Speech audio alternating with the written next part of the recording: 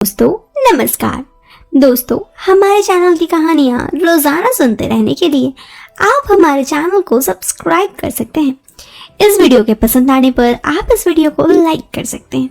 चलिए अब इस प्यारी सी कहानी को शुरू करते हैं और आप इस कहानी को सुनते वक्त ईयरफोन या फिर हेडफोन का प्रयोग जरूर कर लें। इससे इस कहानी की ऑडियो आपको पसंद आएगी जब आपके कानों तक पहुंचेगी। तो चलिए अब इस कहानी में हम आगे बढ़ते हैं। मैं दिल्ली के विवेक विहार में रहता हूँ और 27 साल का हूँ। आज मेरा नाम है हर्ष ठाकुर और अपनी जिंदगी की एक दास्तां आप लोगों के सामने लेकर आया हूँ। अब मैं आपको बताने जा रहा हूँ ये कहानी पिछले साल से एक साल पहले यानी 2019 को घटित हुई थी। मैं रोज जिम जाता था और जिम में हसीनाएं भी होती हैं, ये तो आप जानते ही हैं। हुआ यूं कि हम जिम खत्म करके बाहर निकला तो जिम में ही वर्कआउट करने वाली एक लड़की अपने कार के पास खड़ी होकर फोन पे बात कर रही थी। वो थोड़ी परेशान दिख रही थी। मैंने सोचा जाने दो, वो बड़ी भाव खाती है। जिम में तो आज तक उसने बात भी नहीं की है, मरे भान में जाए मुझे क्या। लेकिन जैसे ही मैं अपनी कार लेकर आगे निकला वैसे ही मुझे उसकी आवाज़ दी। मैंने सोचा चलो खुद ही बात करिए, शायद कोई प्रॉब्लम होगी। लड़की है और रात की बात है, इसलिए हेल्प करना तो बनता है। मैं अपनी कार से निकलकर उसके पास गया। मैंने बोला क्या प्रॉब्लम है, सब ठीक है ना। वो बोली हेलो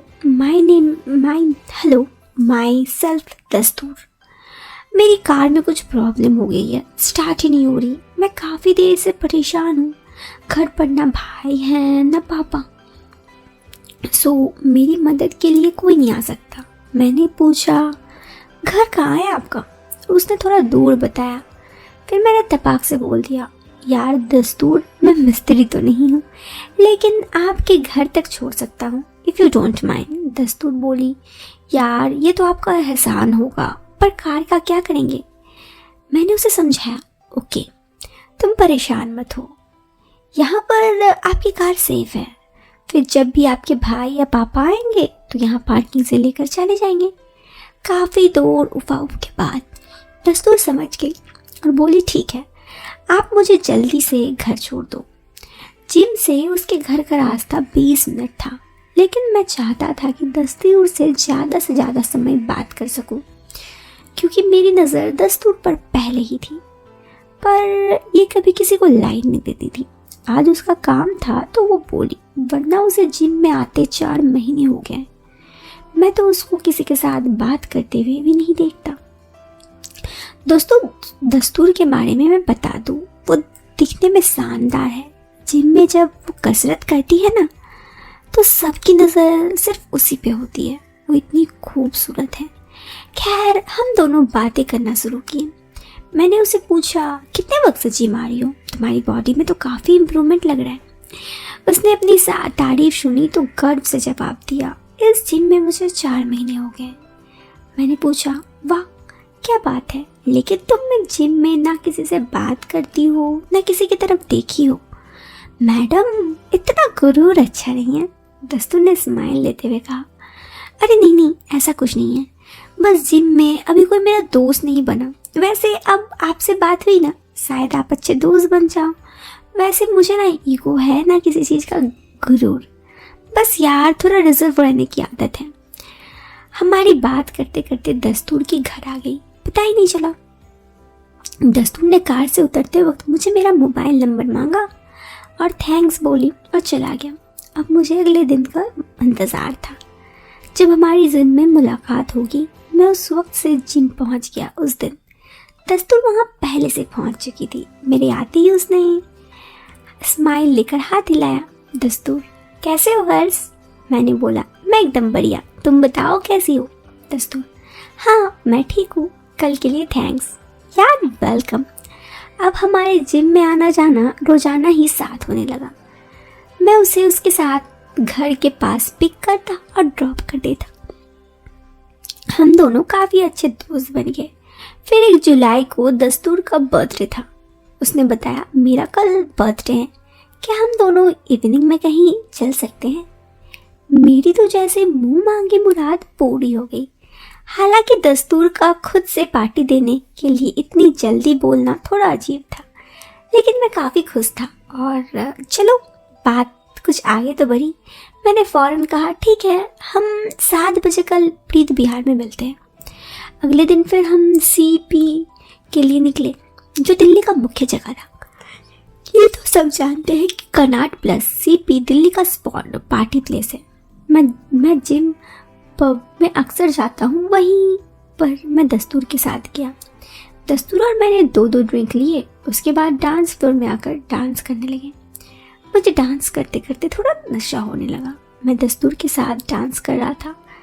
डांस करते करते मैं और दस्तूर एक दूसरे के साथ डांस कर रहे थे। शायद थोड़ा नशा भी था, उसने भी ये ध्यान नहीं दिया। अब की बार मैं और दस्तूर ने कहा और ड्रिंक चाहिए। दस्तूर ने हामी भर दी। मैंने फ़ौरन 2 तगड़े ड्रिंक बनाया, एक अपने लिए और दूसरा दस्तूर के लिए। हम दोनों ड्रिंक लिए और फिर डांस करने लगे। अब की बार हम दोनों एक दूसरे के नंबर खोने लगे। दस्तूर ने मुझे करीब आकर डांस करने लगी। मैं भी उसके साथ अच्छे से डांस करने लगा। एक तो ड्रिंक का नशा, ऊपर से पार्टी का शोरगुल, बहुत ही अच्छा लग रहा था उस दिन। लेकिन हम लोग ज़्यादा ड्रिंक कर चुके थे और घर जाने के हालत में नहीं थे। फिर मैंने फ़ोन करके पास का होटल बुक किया और कार लेकर हम उस होटल में गए। नशे के कारण दस्तूर की तो हालत ख़राब थी। होटल में पहुंचकर मैंने उसे सुलाया और कहा तुम थोड़ी देर सो जाओ, जब तुम्हारी तबीयत ठीक हो तो फिर बात करते हैं। वो सो गई। मुझे भी हल्का नशा था तो मैं भी थोड़ी देर सोया रहा। फिर कुछ देर बाद वो उठी। उसने कहा मुझे घर जाना चाहिए। घड़ी पर रात के 11 बज रहे थे। मैंने उसे कहा ठीक है, मैं तुम्हें घर ड्रॉप कर देता हूँ। फिर उस दिन मैंने उसे घर ड्रॉप किया और उसके बाद से मेरी और दस्तूर की दोस्ती ज़्यादा हो गई। पहले जैसे मिलने से अब कुछ ज़्यादा ही हम दोनों का मिलना बढ़ने लगा और उसके बाद मैं और दस्तूर काफ़ी ज़्यादा एक दूसरे से क्लोज हो गए। मैं अक्सर उसे घर तक ड्रॉप कर देता, लेकिन एक दिन अचानक से दस्तूर जिम आना भी बंद कर दी और उसके बाद उसने का नंबर भी नॉट रीचेबल आने लगा। मैं उसके घर के आसपास भी कई बार दिख गया, लेकिन वो मुझे मिली नहीं। उसका घर जाने का हिम्मत नहीं था, लेकिन दस्तूर मुझे आज भी याद आती है। 1.5 साल हो चुके हैं इस घटना को, लेकिन मैं उसे भूल नहीं पा रहा हूँ।